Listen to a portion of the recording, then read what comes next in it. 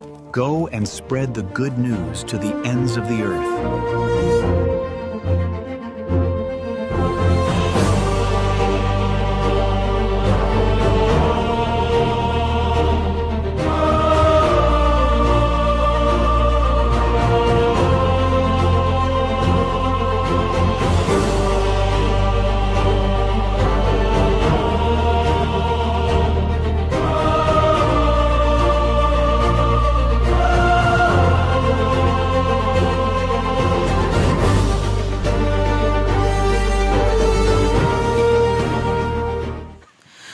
దేవుని యందు ప్రియమైన సహోదరి సహోదరులారా, దేవుని ప్రియ బిడ్డలారా,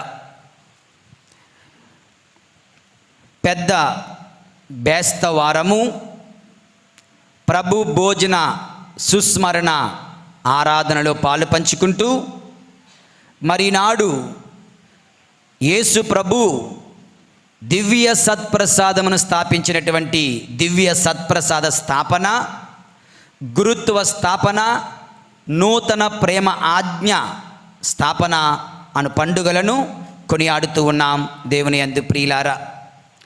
మరి దివ్య పూజాబలిలో సంవత్సరం పొడవునా జరిగే దివ్య పూజాబలికి ఈ దివ్య పూజాబలికి ఒక ప్రత్యేకత ఉంది.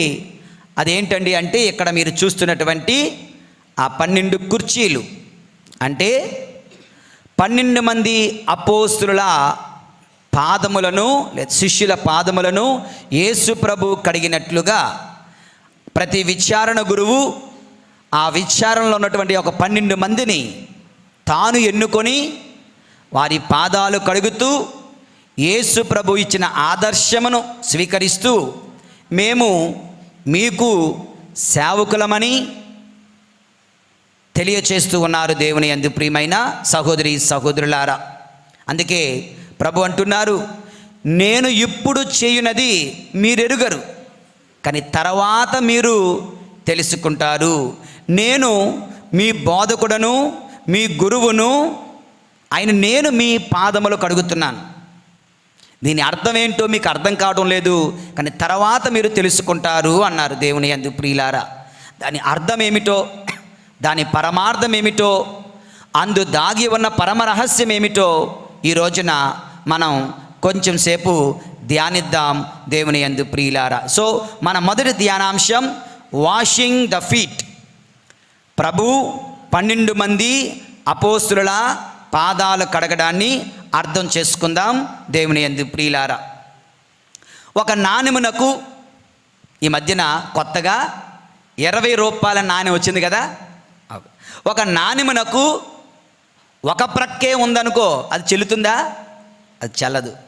ఒక నాణెమునకు 2 వైపులా ఫ్రంట్ అండ్ బ్యాక్ బొమ్మ బొరుసు ఉన్నట్లుగా మన రక్షణకు కూడా ఒక ప్రక్కే ఉంటే మన రక్షణ సంపూర్ణం కాదు దేవుని యందు ప్రియులారా. మన రక్షణకు కూడా బొమ్మ బొరుసులాగా ఫ్రంట్ అండ్ బ్యాక్ లాగా 2 కోణాలు, 2 ముఖ్యమైనటువంటి అంశాలు మన రక్షణలో దాగి ఉన్నాయి. ఆ రెండింటిని ప్రభు ఈ రోజున స్థాపిస్తూ ఉన్నారు. అదే దివ్య సత్ప్రసాదము, అదే గురుత్వము దేవుని యందు ప్రియులారా. ఈ దివ్య సత్ప్రసాదము, గురుత్వము చాలా ఎంతో క్లోజ్గా ఐక్యమై ఉన్నాయి. There is no priesthood if there is no Eucharist. There is no need of priesthood if there is no Eucharist.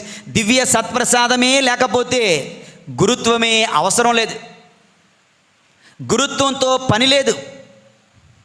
కానీ గురుత్వం లేకుండా దివ్య సత్ప్రసాదం లేదు.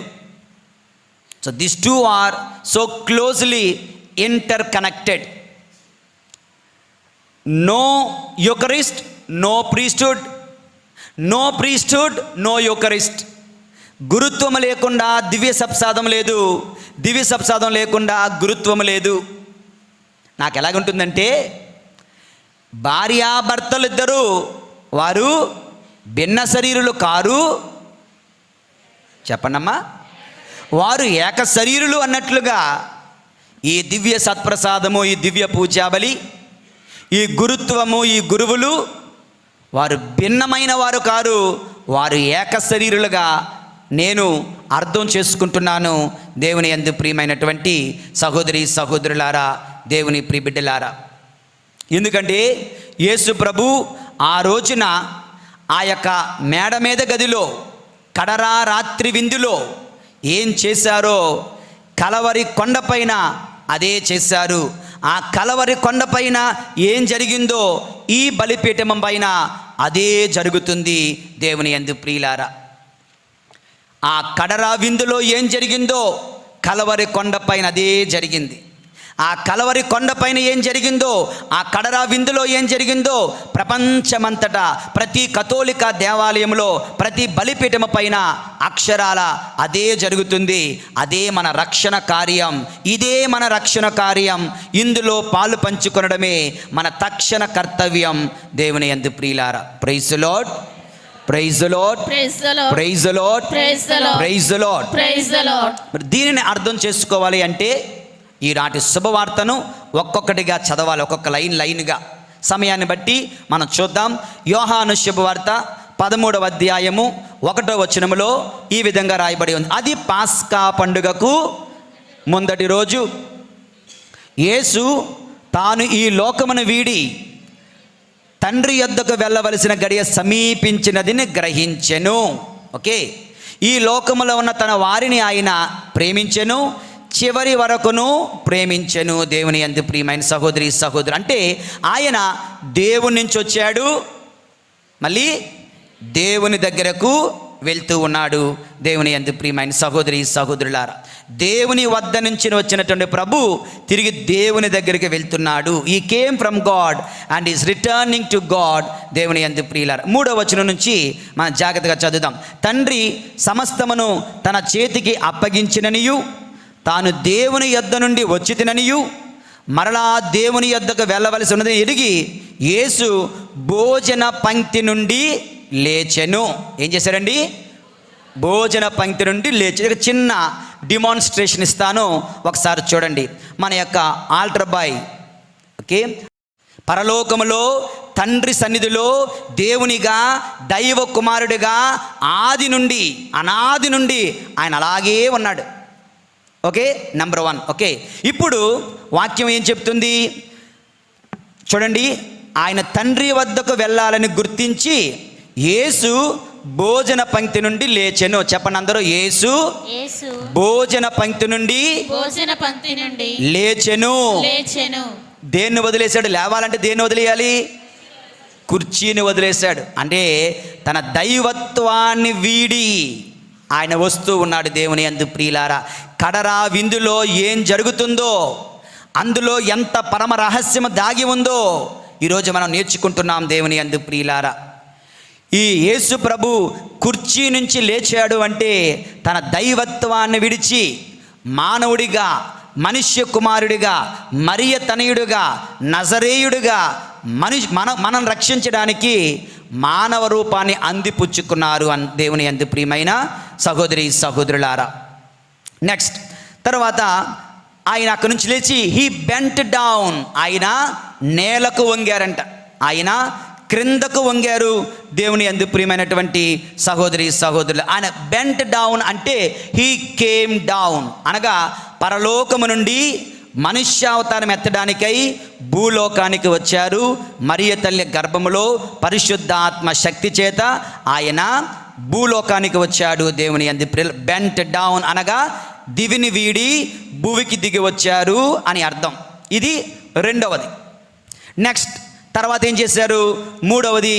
దేవుని యందు ప్రియులారా, వాక్యం చెప్తుంది 4వ వచనం, నా తర్వాత చెప్పండి. పిమ్మట తన పై వస్త్రమును తీసివేసి నడుమునకు తుండుగుడ్డను కట్టుకొని.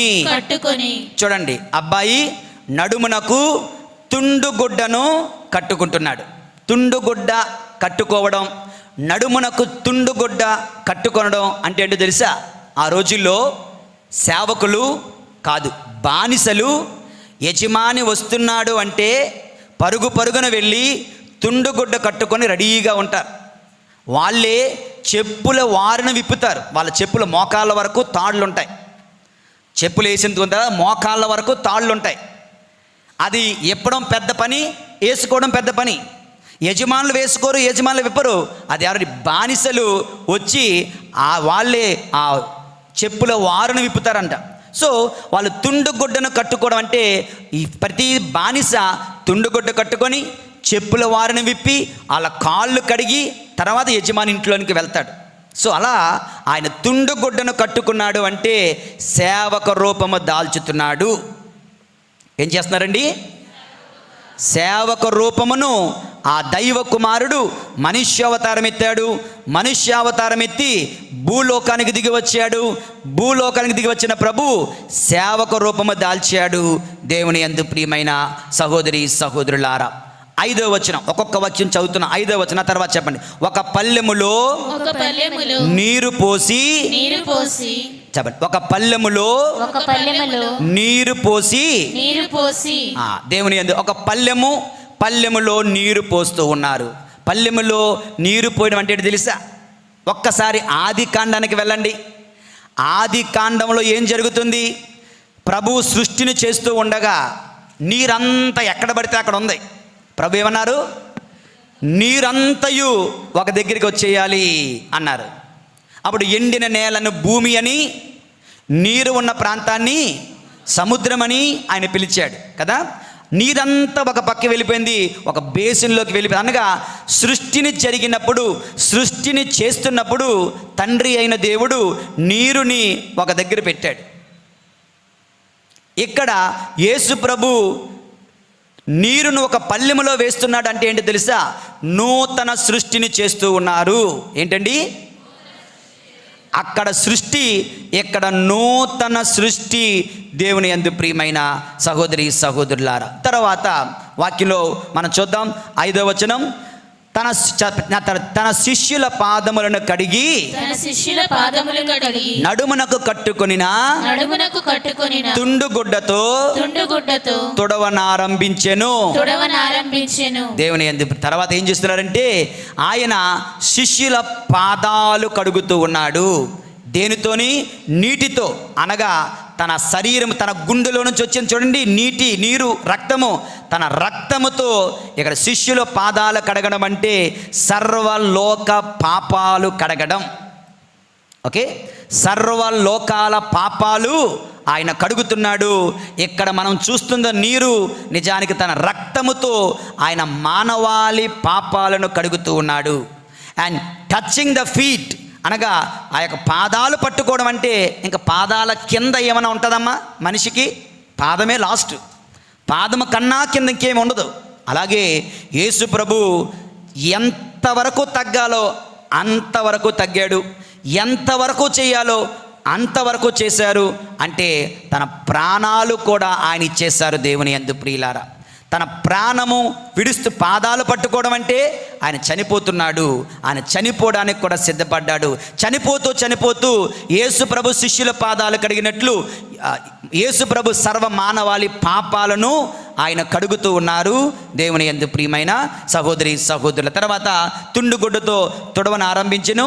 తుడిచిన తర్వాత ఏం జరిగింది? దేవుని యందు ప్రియులారా, 9వ వచనం, 9 తర్వాత ఆయన లేచెను అని ఉంటుంది కదా. ఒక్క నిమిషం.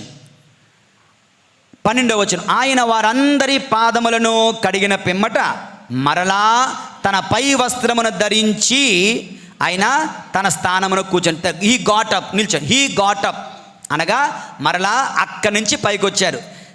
రక్తముతో సర్వ మానవాళి పాపాలు కడిగిన ప్రభు, తర్వాత మరణించినటువంటి ప్రభు హీ గాట్ అప్ అంటే ఏంటి?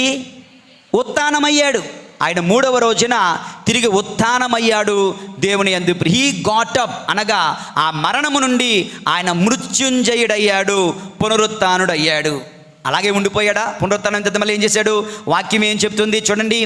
అందరం తర్వాత 12వ వచనం, ఆయన వారందరి పాదములను కడిగిన పిమ్మట మరలా తన పై వస్త్రమును ధరించి. చూడ, తన మరలా అంటే ఏంటి? ఎక్కడో విడిచిపెట్టాడు కదా తన దైవత్వాన్ని. మరలా తన దైవత్వాన్ని, తన మహిమ శరీరాన్ని, తన యొక్క మహిమ పరపబడినటువంటి మానవత్వాన్ని, తన దైవత్వాన్ని ఆయన మరలా అందిపుచ్చుకుంటూ ఆ తర్వాత తన స్థానమున కూర్చుండి ఇట్లు పలికెను. ఏం చెప్పారు? ఇప్పుడు నేను మీకు చేసింది మీకు అర్థమైందా అని దేవుడు ప్రభు అంటున్నారు. దేవుని he came back to his seat అనగా మరలా తండ్రి దేవుని కుడి ప్రక్కన ఆయన కూర్చున్నాడు. ఆ రోజున వాళ్ళకి ఏం అర్థం కాలే, ఈయనేంటి మా పాదాలు కడుగుతున్నాడటి. ఇందులో ఎంత పరమరహస్యం ఉంది దేవుని యందు ప్రియులారా. ఆయన కుర్చీ నుంచి లేవడం అంటే తన దైవత్వాన్ని విడిచిపెట్టాడు. ఆయన క్రిందికి వంగాడు అంటే ఆయన భూలోకానికి దిగి వచ్చాడు. ఆయన తన నడుమునకు తుండుగొట్టు కట్టుకున్నాడంటే సేవక రూపము దాల్చాడు. ఆయన బేషన్లో నీరు పోసాడు అంటే తన రక్తముతో లోక మానవాళి పాపములు కడగడానికి నూతన సృష్టిని చేస్తున్నాడు. ఆయన పాదాలు కడుగుతున్నాడంటే తన రక్తముతో మానవుల పాపాలను కడుగుతున్నాడు. శిష్యుల పాదాలు పట్టుకున్నాడంటే ఆయన చనిపోతూ ఉన్నాడు. ఆయన తిరిగి లేచాడు అంటే ఆయన పునరుత్థానమయ్యాడు. తిరిగి ఆయన కుర్చీలో కూర్చున్నాడంటే ఆయన తండ్రి దేవుని కుడి ప్రక్క మరలా కూర్చుంటున్నాడు. దేవుని యందు ప్రియులారా, మనుష్యోవతారం, ఆయన శ్రమలు, ఆయన మరణం, ఆయన పునరుత్థానం, ఆయన మోక్షారోహణం, ఆయన తండ్రి కుడి ప్రక్కన కూర్చునడం, ఇవన్నీ కూడా ఈ ఒక్క చిన్న కార్యములో, శిష్యుల పాదాలు కడగడంలో ప్రభు అయిన యేసు మనకు నేర్పిస్తున్నారు. దేవుని యందు ప్రియులారా, మీకు నేను చేసింది అర్థమైందా? అర్థం కాలేదు, తర్వాత మీకు అర్థమవుతుంది. మరి నీకు నాకు ఇది అర్థమైందా? ఇప్పటికి అర్థం కాలేదా? మనమైతే మాత్రం మాకు ఇప్పుడు అర్థమైంది ప్రభువా అంటూ మనం ప్రభుని స్తుతించాలి, ఆరాధించాలి. దేవుని యందు ప్రియులారా, అందరం గట్టిగా చప్పట్లు కొడుతూ దేవుని గొప్పతనాన్ని మహింపరుద్దాం. కడగడం అంటే మన పరమ రహస్యం అంతా అందులో దాగి ఉంది. దేవుని యందు ప్రియులారా, మరి ఈ రోజున నాకు చెప్పినట్లుగా 2 అంశాలు, దివ్య సత్ప్రసాదం, గురుత్వం, ఈ 2 అంశాలను టూకీగా ధ్యానించడానికి ప్రయత్నం చేద్దాం. లూకా శుభవార్త 22వ అధ్యాయం 17వ వచనం చదవండి ఎవరైనా. లూకా శుభవార్త 22వ అధ్యాయం 17వ వచనం. అప్పుడు ఆయన పాత్రమును అందుకొని కృతజ్ఞతా స్తోత్రములు చెల్లించి దీనిని తీసుకొని మీరు పానము చేయుడు. 19వ వచనం చదవం. 19వ వచనం కూడా. అప్పుడు యేసు రొట్టెను అందుకొని కృతజ్ఞతా స్తోత్రములు చెల్లించి దానిని త్రుంచి వారికి వసగుచు, ఇది మీ కొరకు అర్పింపబడెడు నా శరీరము, దీనిని నా జ్ఞాపకార్థము చేయుడు. దేవుని ఇది నా శరీరము అని ప్రభు చెప్తూ ఉన్నారు. This is my body, this is not like my body. Okay, this is my blood, not like my blood. ఇది నా రక్తము వంటిది కదా, నా రక్తము. ఇది నా శరీరం వంటిది కదా, ఇది నా శరీరము. దేవుని అందుకు నేనే సత్యము అని ప్రభు చెప్పారు. ఆయన మాటలో ఒక్కటి కదా పొల్లిపోదు, మనకు తెలిసిన విషయమే. కనుక ఆయన చెప్తున్నాడు, సర్వ సృష్టిని ఒక్క మాటతో చేసిన వాడు చెప్తున్నాడు. లాజరు బయటికి రమ్ము అని పలికిన వాడు చెప్తున్నాడు. తలితాకుమి లెమ్ము అని చెప్పిన వాడు చెప్తున్నాడు, ఇది నా శరీరము. ఏమండి, లాజరు బయటికి రమ్ము అంటే బయటకు వచ్చాడే, అది జరిగినప్పుడు ఇది జరగదా? అది నిజమైతే ఇది ఎలా అబద్ధం అవుతుంది? ప్రభు పలికిన ప్రతీది నిజమైనప్పుడు ఇది మాత్రం అబద్ధమని ఎన్నో ప్రొటెస్టెంట్ సంఘాలు టెస్ట్ వేసుకుని కూర్చున్నాయి. ఇది అబద్ధమైతే అన్నీ అబద్ధమే, ఇది చేయకపోతే ఏమీ చేయలేడు. అవన్నీ నిజమైతే ఇది కూడా నిజమే. కానీ నమ్మగలవా? నువ్వు నమ్మవు. నమ్మితే నువ్వు క్యాథలిక్ చర్చిని అంగీకరించాలి. నమ్మితే నువ్వు కొత్త చర్చ్ అవసరం లేదు నీకు. ఇంకా దేవుని యందు ప్రియులారా, భక్తి కొరక భుక్తి కొరక అర్థం చేసుకోండి. భక్తి కొరకు అయితే ఇది సరిపోతుంది. భుక్తి కొరకు అయితే చాలా సంఘాలు కావాల్సి ఉంటుంది. దేవుని యందు ప్రియమైన సహోదరి సహోదరి, ఇది నా శరీరము. మరి ఇటువంటి దివ్య సత్ప్రసాద ప్రభుని మీరు ఎలా ప్రేమిస్తున్నారు, ఎలా విశ్వసిస్తున్నారు, ఎలా ఆరాధిస్తున్నారు, ఎలా స్వీకరిస్తున్నారు, ఎంతటి విలువ మీరు ఇస్తున్నారు ఈ దివ్య సత్ప్రసాద ప్రభునికి? దేవుని యందు ప్రియమైన సహోదరి సహోదరులారా, దివ్య సత్ప్రసాదం ఆయన శరీరము, ఆయన రక్తము, ఆయన ఆత్మ, ఆయన దైవత్వము అందులో నిండుగా ఉన్నది. దేవుని యందు ప్రియులారా, ఎందుకండి దివ్య సత్ప్రసాదము అంటే సదా నీతో ఉండడానికి ఆయన దివ్య సత్ప్రసాదం స్థాపించాడు. మన ఆత్మలకు జీవాహారంగా ఉండడానికి దివ్య సత్ప్రసాదం స్థాపించాడు. మనలో ఐక్యం అవ్వడానికి, మనలా మారడానికి, లేదా మనము ఆయనలా మారడానికి ఆయన దివ్య సత్ప్రసాదం స్థాపించాడు. దేవుని యందు ప్రియులారా, పునీత 2వ జాన్ పాల్ పాప గారి జీవితంలో ఒక సంఘటన జరిగింది. ఒకరోజు జాన్ పాల్ పాప గారు ఒక కార్డినల్గా ఉన్న రోజుల్లో అనౌన్స్మెంట్ వచ్చింది. పాప గారి ఎలక్షన్స్ జరుగుతున్నాయి, ఎన్నిక జరుగుతుంది. పాప గారి ఎన్నిక జరుగుతుంటే ప్రియమైన సహోదరి సహోదరులారా, 2వ జాన్ పాల్ పాప గారుగా అనౌన్స్ చేయబడ్డారు. ఆయన ఎక్కడున్నాడు వెతుకుతున్నారు. ఈయన ఎక్కడున్నాడు, ఈయన ఎక్కడ ఉన్నాడు అంటే ఎక్కడ కనిపించట్లేదు. ఆ పాప గారి యొక్క ఆఫీసులో ఎక్కడ కనిపించటం లేదు. ఆయన్ని వెతుకుతున్నటువంటి వ్యక్తులందరూ కూడా ఒక మాట అన్నారు, పోప్ ఈజ్ మిస్సింగ్, పాప గారు కనబడుటలేదు అన్నారు. పెద్ద న్యూస్ అయిపోయిందంట. వెతుకుతుంటే ఇతనికి బాగా సన్నిహితుడైన ఒక పాలిష్ ప్రీస్ట్ ఒక గురువు అన్నారంట, ఆయన ఎక్కడా వెతికినా మీకు కనిపించడు, ఒక దగ్గర గ్యారంటీగా కనిపిస్తాడు. ఎక్కడ అంటే దివ్య సత్ప్రసాదము ఉన్నటువంటి ఆ యొక్క ప్రైవేట్ చాపల్లో ఆయన ఉంటాడు, వెళ్ళి వెతకండి అన్నారు. మేము వెళ్ళాము అక్కడ లేడు అంటారు. సరిగ్గా వెతకండి, అందులోనే ఉంటాడు అన్నారట. వెళ్ళి వెతికితే ఆయన ఎక్కడున్నారో తెలుసా? ఇలా కనిపించడు, ఇలా చూస్తే కనిపించడు. ఆయన సాష్టాంగ ప్రమాణం చేస్తూ ఒక మూలకి, ఆ దేవాలయంలో ఒక మూలకి చెత్త కుప్ప పెడతాం, చీపుర్లు పెడతాం చూడండి, అటువంటి ప్రదేశంకి వెళ్ళి ఒక మూలకు వెళ్ళి సాష్టాంగ ప్రమాణం చేస్తూ ప్రభుని, దివ్య సత్ప్రసాద ప్రభుని ఆయన ఆరాధిస్తూ ఉన్నాడంట. దేవుని యందు ప్రియమైన సహోదరి సహోదరులారా, అప్పుడు ఆయన దగ్గరికి వెళ్ళి, అయ్యా పాపుగారుగా మీరే ఎన్నికయ్యారు, రండి అని చెప్పి పిలిచారట. ఆయనే స్క్రీన్ మీద మీరు చూడొచ్చు.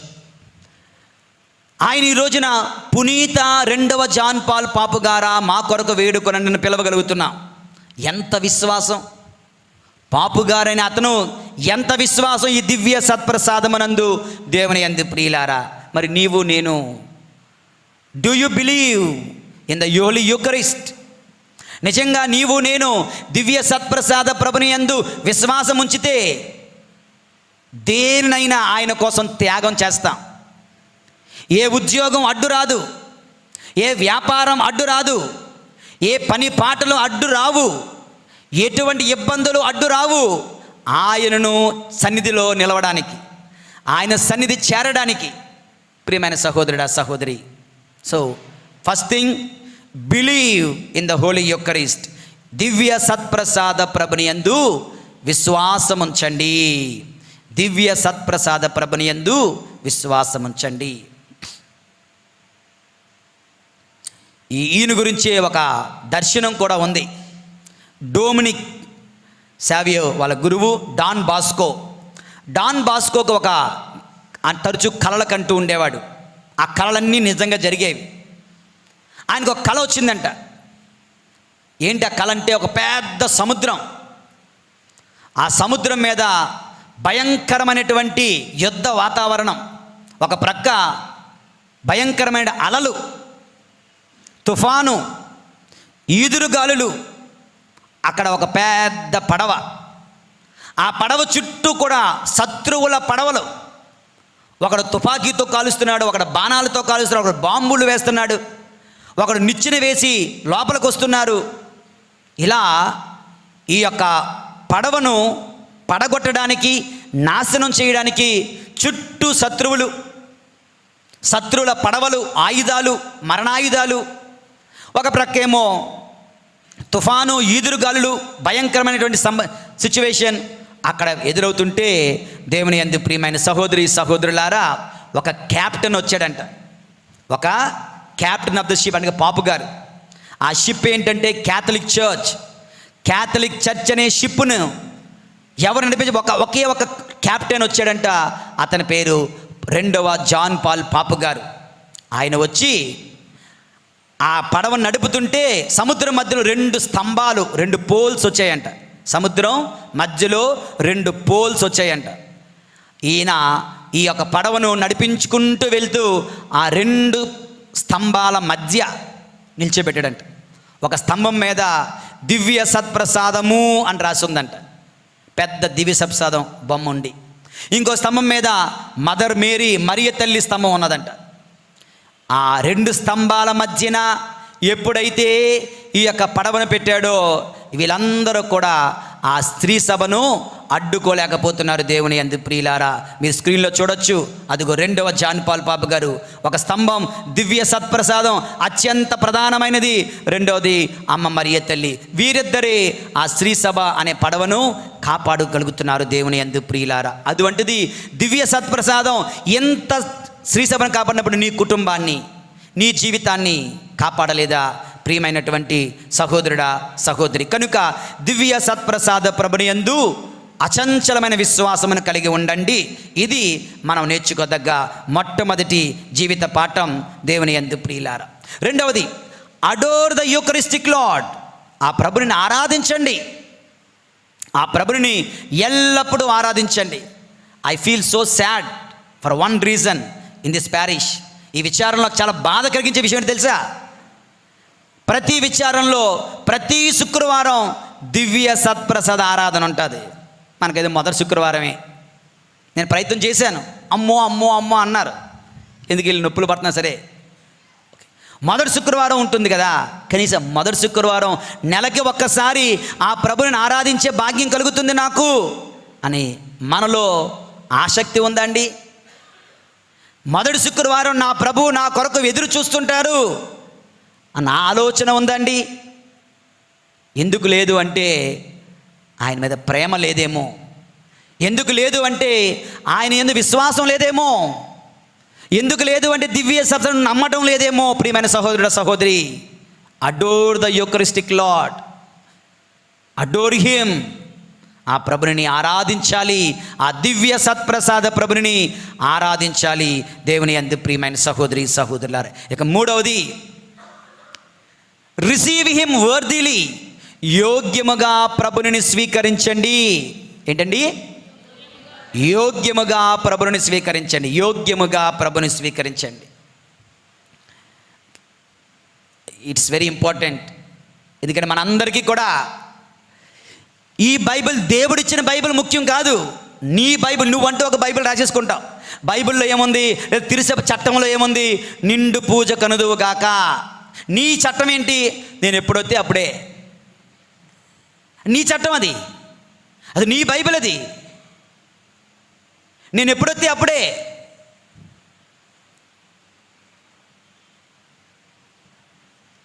బండబారిన హృదయాలు, కఠిన హృదయాలు, దైవ భయము లేని హృదయాలు, పాప భీతి లేని హృదయాలు,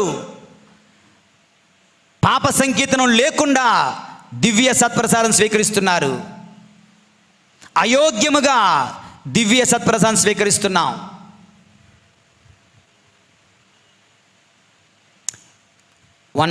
ఒకసారి 2 సార్లు బై మిస్టేక్ అదే నీ జీవితం అయిపోతుంది, అదే అలవాటు అయిపోతుంది. పూజలో పరలోక జపం చెప్పినప్పుడు వస్తున్నాడు ఒకడు, దివ్య సత్సంగం వచ్చేస్తున్నాడు. మళ్ళీ ఎంతో భక్తుడు, ఎంతో భక్తిగల కుటుంబం. ఏంటమ్మా ఇది? దేవుని యందు ప్రియులారా, యోగ్యముగా ప్రభుని స్వీకరించండి. యోహాను శుభవార్త 13వ అధ్యాయము 21వ వచనంలో ప్రభు ఈ విషయమే మనతో మాట్లాడుతున్నారు. జాగ్రత్తగా ఆలకిద్దాం. యోహాను శుభవార్త 13వ అధ్యాయం 21వ వచనం. యేసు ఈ మాటలు పలికిన పిదప అంతరంగమున బాధపడుచు, అంతరంగమున బాధపడుచు. అందరూ చెప్పండి, అంతరంగమున అంతరంగమున బాధపడుచు. బాధపడుచు. ఓకే, ఎందుకని అంతరంగమున బాధపడుతున్నారు? ఎందుకంటే ఆ 12 మందిలో ఒకడు అయోగ్యంగా ప్రభుని స్వీకరిస్తున్నాడు. ఆ 12 మందిలో ఒకడు నాశనం అయిపోబోతున్నాడు. ఆ 12 మందిలో ఒకరిలో సాతాను వెళ్ళిపోబోతుంది. 27 చదవని ఇప్పుడు 27వ వచనం. ఆ ముక్కను అందుకున్నంతనే, ఆ రొట్టె ముక్కను ముంచి తినిన వెంటనే సైతాను వానిలో ప్రవేశించెను. మొట్టమొదటి దివ్య సప్సని ఎవరు స్వీకరించారు? యూదా ఇస్కరియోతు. ఎవరి చేతుల మీద స్వీకరించాడు? యేసు ప్రభు చేతుల మీదే. ఎవరు అతనిలోనికి వెళ్ళారు? యేసు ప్రభు వెళ్ళలేదమ్మా, సాతానుడు వెళ్ళాడు. జీవం రాలేదమ్మా, మరణం వచ్చింది. దీవెన రాలేదండి, నాశనం వచ్చింది. ఎందుకంటే వాడు సాతానుడికి తలుపు తెరిచాడు కనుక, యేసయ్యకు తలుపు తెరవలేదు కనుక.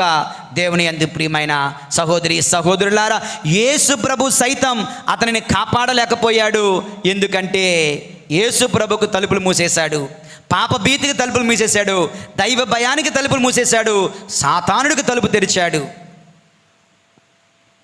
ఉన్నారా మనలో నీవు నేను దైవ భయం లేకుండా, పాప భీతి లేకుండా? చెప్తున్నాను, ఒక్క ఆదివారం పూజ మిస్ అయితే మనం పాపం చేసిన వాళ్ళం అవుతున్నాం. నిండు పూజలో పాలు పంచుకోకపోతే మనం అయోగ్యం అవుతున్నాం. అయినా సరే కఠిన హృదయముతో, బండబారిన హృదయముతో పాప సంగీతం చెయ్యమని నెల రోజులు బట్టి నెత్తి నోరు బోధకని చెప్తుంటే ఇప్పటికి కూడా పాప సంగీతం లేకుండా ఉన్నారు. సుమారు 3 గురువులు 3 వారాలు వచ్చి ఇక్కడ తిష్ట వేసుకొని కూర్చున్నారు. సుమారు 10 రోజులు వచ్చి కూర్చున్నారు. 10 రోజులు వచ్చి గురువులు కూర్చున్నారు పాప సంగీతానికి. ప్రపంచంలో ఎక్కడ ఏ గురువు ఇంత అవకాశం ఇవ్వరండి. మరి దాన్ని ఎలా వినియోగించుకున్నావు? ఎంతవరకు వినియోగించుకున్నావు? పాప సంగీతం అంటే తప్పించుకొని పారిపోతున్నావా? అయితే అయోగ్యంగా నువ్వు స్వీకరిస్తున్నావు. అయోగ్యంగా స్వీకరిస్తే సాతానుడు ఎంటర్ అవుతాడు. అయోగ్యంగా స్వీకరిస్తే యూదా ఇస్కరియోతు ఫాలోవర్స్ అయిపోతున్నావు. అయోగ్యంగా స్వీకరిస్తే యేసు ప్రభు దివ్య శరీర రక్తాలకు వ్యతిరేకంగా పాపం కట్టుకున్న వాళ్ళం అవుతున్నాం. కొరింథీయులకు రాసిన మొదటి లేఖ 11వ అధ్యాయం 27వ వచనం చూసారా? బటన్ నొక్కితే వచ్చినట్టు వచ్చింది ఇలాగా. అలా అయోగ్యంగా ఎవడైనా ప్రభు రొట్టెను తింటే వాడు యేసయ్య శరీర రక్తాలకు వ్యతిరేకంగా పాపం కట్టుకున్నాడు. తర్వాత తీర్పునకు గురి అవుతాం. 29వ వచనం. ఏలైనా త్రాగుచు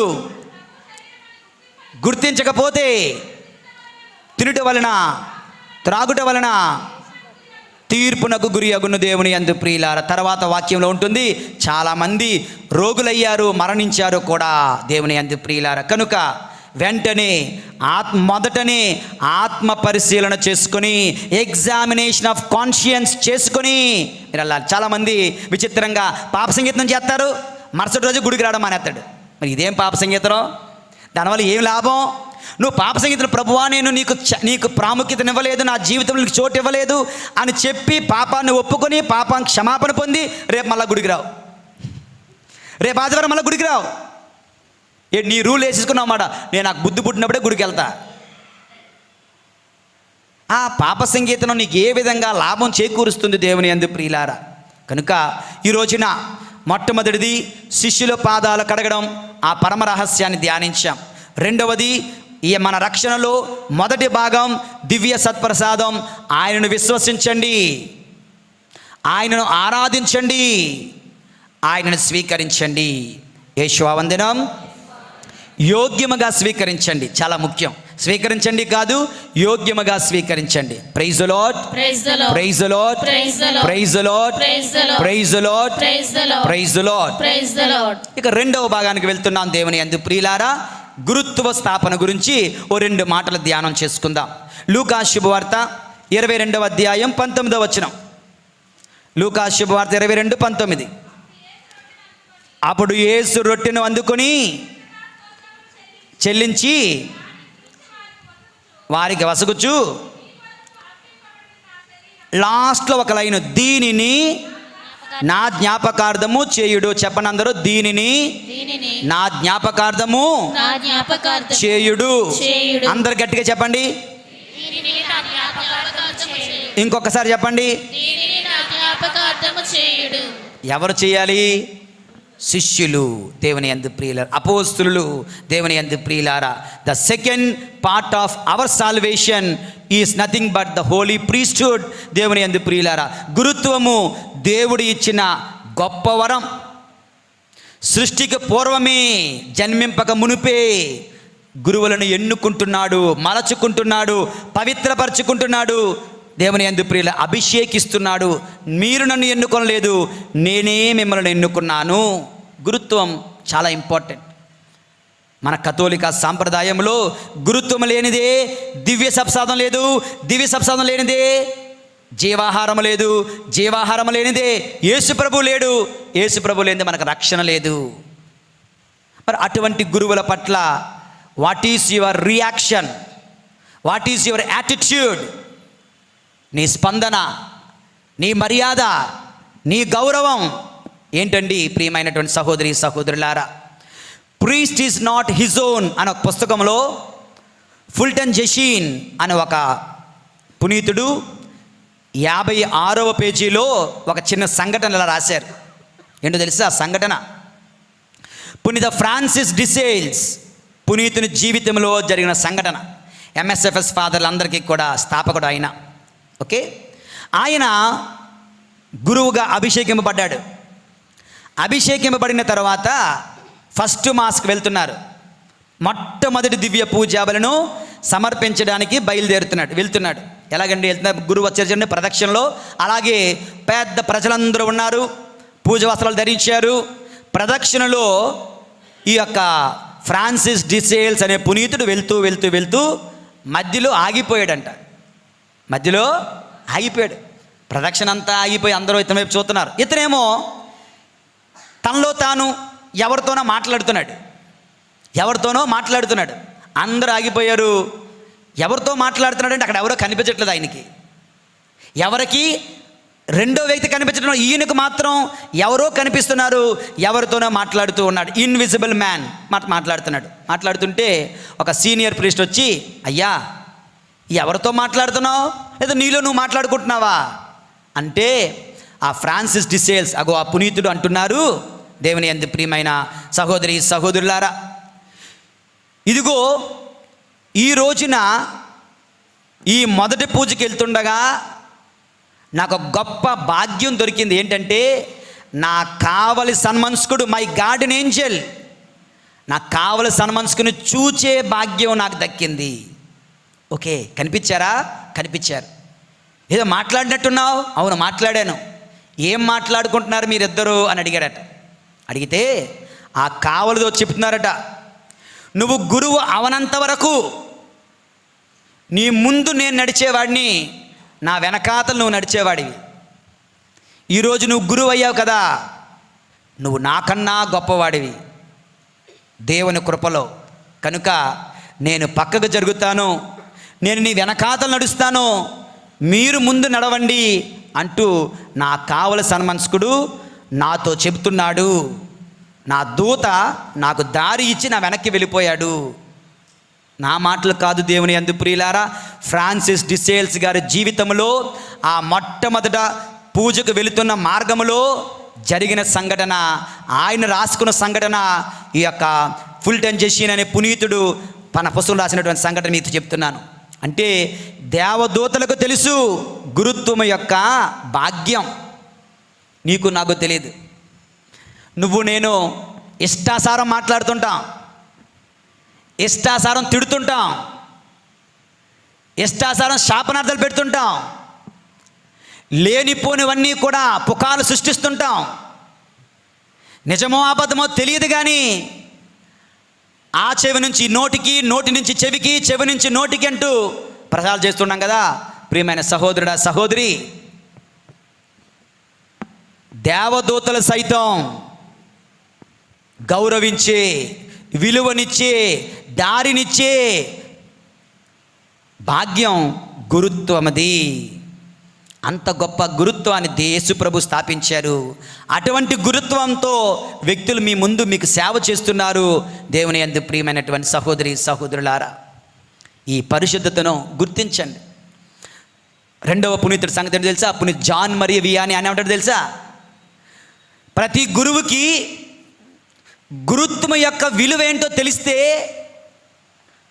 ఆనందంతో గుండె పగిలి చచ్చిపోతారట. ఎవడు బతకలేడంట. అంత ఆనందంతో దాని గొప్పతనం కానీ గురువుకి తెలిస్తే ఆనందంతో గుండె పగిలి చచ్చిపోతారు. అందుకనే గురువులకు కూడా తెలియదు దాని విలువ ఏంటో.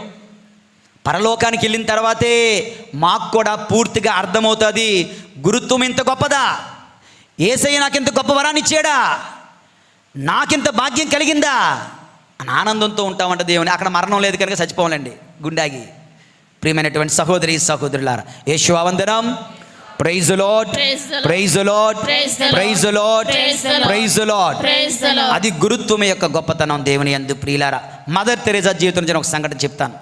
మదర్ తెరేసా రష్యా దేశం ప్రపంచం అంతటా కూడా ఎంతో పేరు ప్రఖ్యాతలు సంపాదించుకున్న రోజుల్లో అన్ని దేశాలు మదర్ తెరేసాను వాళ్ళ దేశాలకు ఆహ్వానించి ఆమెను గౌరవిస్తూ ఆమె సేవలు వారి దేశాల్లో కూడా ప్రారంభించబడుతున్న రోజుల్లో రష్యా నుంచి ఒక ఉత్తరం వచ్చింది.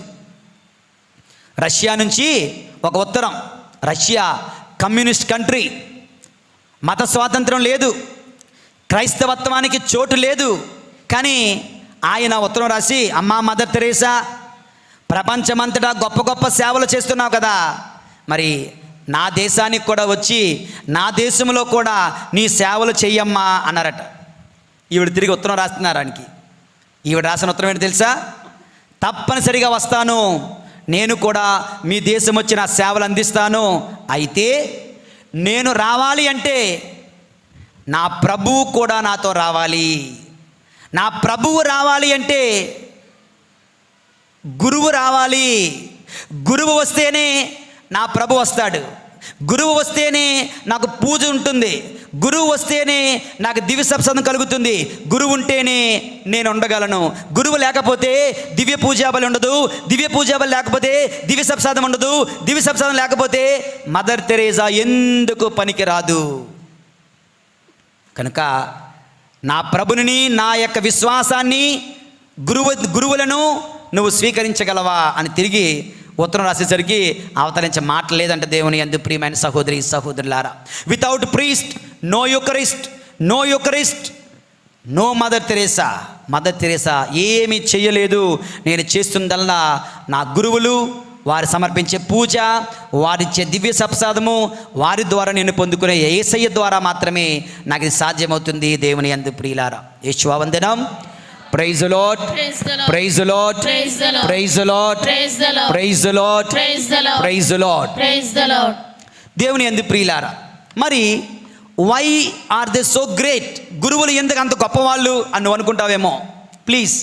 ప్లీజ్ డోంట్ థింక్ గురువులు గొప్ప అని అనుకోకండి. గురుత్వం గొప్పది. గురువులు మళ్ళీ పాపాత్ములే, గురువులు బలహీనులే. మేమందరం కూడా బలహీనులమే. దేవుని యందు ప్రియ, we are not great because of our selves. If at all we are great because of the one who called us. మా గొప్పతనం మాలో ఉండదు. మా గొప్పతనం మమ్మల్ని పిలిచిన వానిలో ఉంటుంది. మమ్మల్ని పిలిచిన వానిలో, మమ్మల్ని ఎన్నుకున్న వానిలో, మమ్మల్ని అభిషేకించిన వానిలో గొప్పతనం ఉంది, మాలో లేదు. దేవుని యందు. ఉదాహరణకి ఒకడు ఒక చిన్న స్కూల్లో పనిచేస్తున్నాడు. ఆడేం గొప్ప కాదు. మరొకడు నేషనల్ స్కూల్లో పనిచేస్తున్నాడు. పెద్ద స్కూల్ అనుకుందాం, ఆడు కొంచెం గొప్పే, అంత పెద్ద యజమాని దగ్గర పనిచేస్తున్నాడు. ఇంకొకడు ఇంటర్నేషనల్ స్కూల్లో పనిచేస్తున్నాడు. వాడు జీతం ఎక్కువ, వాడి అధికారం ఎక్కువ, వాడు ఇంకా గొప్పవాడు, అవునా కదా. ఒకడు ఫర్ ఎగ్జాంపుల్ భారతదేశ ప్రధాని దగ్గర పనిచేస్తున్నాడు. ఇతని గొప్పతనం ప్రధానిని బట్టి ఉంటుంది కానీ ఇతన్ని బట్టి ఉండదు. ఒకడు అమెరికా ప్రెసిడెంట్ దగ్గర పనిచేస్తున్నాడు, ఇంకా గొప్పవాడు. ఎందుకంటే వాడు ఎవడికి సేవ చేస్తున్నాడో వాడిని బట్టి వాడు గొప్పతనం పెరుగుతుంది. దేవుని యందు ప్రియులారా, వీళ్ళందరూ మనుషులకు సేవ చేస్తున్న వాళ్ళు. మరి మేము గురువులం, మనుషులకు కాదు. ఈ సర్వలోకానికే యజమాని, తండ్రి, సృష్టికర్త ఆ యేసయ్యకు మేము సేవ చేస్తున్నాం. కనుక ఒకవేళ మేము గొప్పవాళ్ళం అయితే అది మమ్మల్ని పిలిచిన, మమ్మల్ని ఎన్నుకున్న, మమ్మల్ని అభిషేకించిన, మేము సేవ చేస్తున్న వ్యక్తిని బట్టి yes we are great, we are privileged, we are made holy though we are weak. దేవుని యందు ప్రియులారా, మరి మీకు కూడా మేము చాలా గొప్పే. గురుత్వం చాలా గొప్పది. ఎందుకో తెలుసా? జ్ఞాన స్నానము ద్వారా, సాతాను బిడ్డగా ఉన్న నిన్ను దేవుని బిడ్డగా మారుస్తున్నాం. పాప సంకీర్తనం ద్వారా బరువుతో, దుఃఖముతో, శాపముతో, మరణముతో ఉన్న నీకు విముక్తిని కలుగజేస్తున్నాం. పాప క్షమాపణ అందిస్తున్నాం. పరలోకానికి నీకు ద్వారాలు తెరుస్తున్నాం.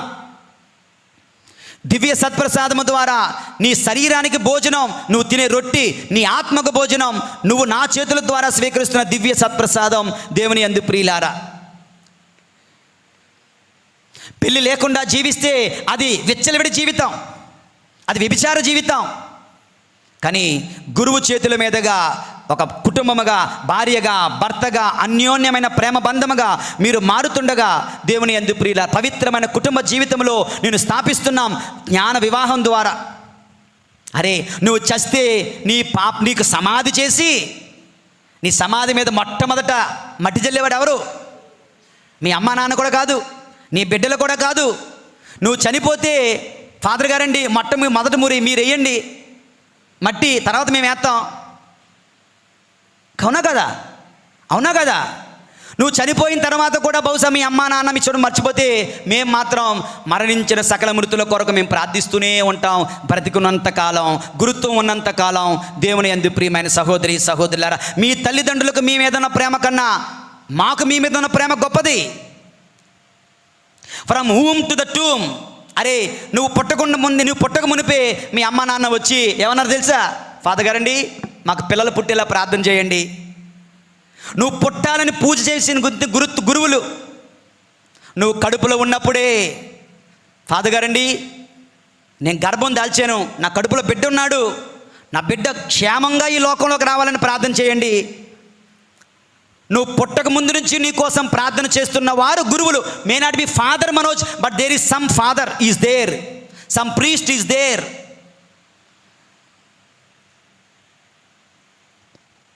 పుట్టినప్పటి నుంచి జ్ఞానస్నానం సమయంలో ప్రార్థన, జ్ఞానస్నానం ద్వారా నేను దేవునికి స్వీకరించాం. మొట్టమొదట అన్నప్రాశానం, పాలు తాగి ఆపితే అన్నం ముద్ద గురువు చేతుల మీదుగా, అక్షరాభ్యాసం గురువు చేతుల మీదుగా, దివ్య సత్ప్రసాదం గురువు చేతుల మీదుగా, భద్రమైన అభ్యంగం గురువు చేతుల మీదుగా, ఒక ఇల్లు కట్టుకుంటే గురువు చేతుల మీదుగా, ఒక ఉద్యోగానికి వెళ్తే, పరీక్షకి వెళ్తే హాల్ టికెట్ పట్టుకుని వస్తున్నారు. Hall ticket. మరి గురువుకి నీకు సంబంధం లేదా? ప్రియమైన సహోదరి సహోదరుడా, మరి ఇలా from womb to the tomb, from birth to the death, from the cradle to the coffin, పుట్టుక నుంచి చావు వరకు, తల్లి గర్భంలో పడినప్పటి నుంచి భూగర్భంలోకి వెళ్ళిపోయేంత వరకు, ఉయ్యాలలో వేసినప్పటి నుంచి సమాధి పెట్టెలో పెట్టేంత వరకు గురువులు మీతో ఉంటూ మీకోసం ప్రార్థిస్తూ మీతో పాటు నడుస్తున్నారు. దేవుని యందు ప్రియులారా, మరి ఎవరండి గురువులు అంటే దేవుని 2 వాక్యాలు చెప్పి ముగించుకుందాం. సంఖ్యాకాండము 18వ అధ్యాయము 20వ వచనం మరియు 24వ వచనం. సంఖ్యాకాండము 18వ అధ్యాయము 20-24 వచనాలు. మరియు ప్రభు అహరోనుతో అంటున్నారు,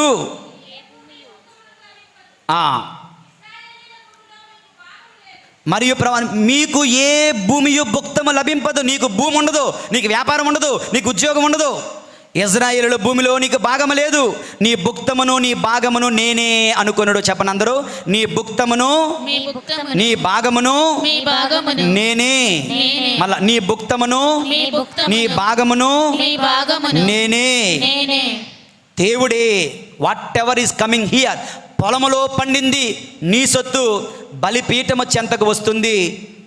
గురువులు దాని మీద బతకాలి. దేవుని యందు ప్రియులారా, 18-24 వచనం చదువుకుందాం. నా తర్వాత చెప్పండి. ఇశ్రాయేలీయులు నాకు అర్పించు దశమ భాగము లేవీయుల వశమగును, కనుక వారికి వారసత్వమేమీ లేకుండా చేసి తిని.